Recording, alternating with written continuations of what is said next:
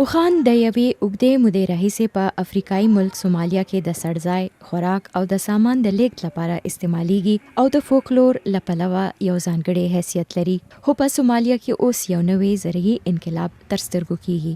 د هغه هیواد په مرکز موګادیشو کې اوس اوخان د شودو یوه ذریعه ګرځېدلې ده.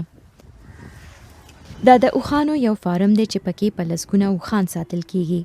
هلته کارکوونکي په ډیر احتیاط اوخان لوشي او شودې په پاکو لوښو کې جمع کوي.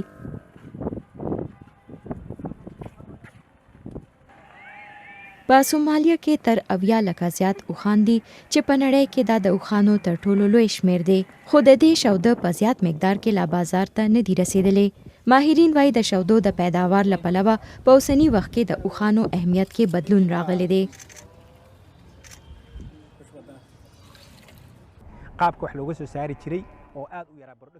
په تیرو وختونو کې کورنیو کې د اوخانو د شیدو ارزښت دومره نه وو، خو اوس د اوخانو د شیدو او غوښې پیداوار دواړه زیات شوي. اوس مهال هر اوښ په ورځ کې 10 لیټره شیده تولیدولی شي. په تیرو وختونو کې دا یوازې 15 لیټره وو.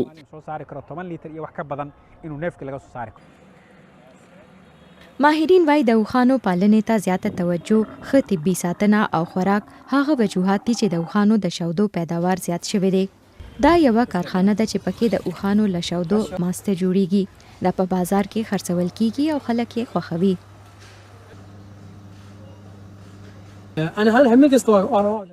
زه دا ماسته هر شپه اخلم او د نورو مستو پرتله زما ماشومان زیات خوښي. د دې خوند هم زما خوښیږي.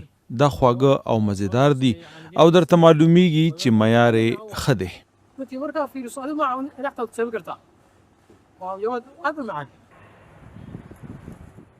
د غذایت پوهان وايي د اوخانو شوده په نړۍ کې کم دستیاب دي، خو طبي فایدې یې ډېرې دي. په دې کې میګنیشیم او کیلشیم ډېر وي او د انسان د هډوکو لپاره ډېره ګټه لري. په دې کې لیکټوز هم کم وي، نو د هغو خلکو لپاره هم هاضمه کې اسان وي چې د غوا په شودو کې موجود له لیکټوز سره مشکل لري.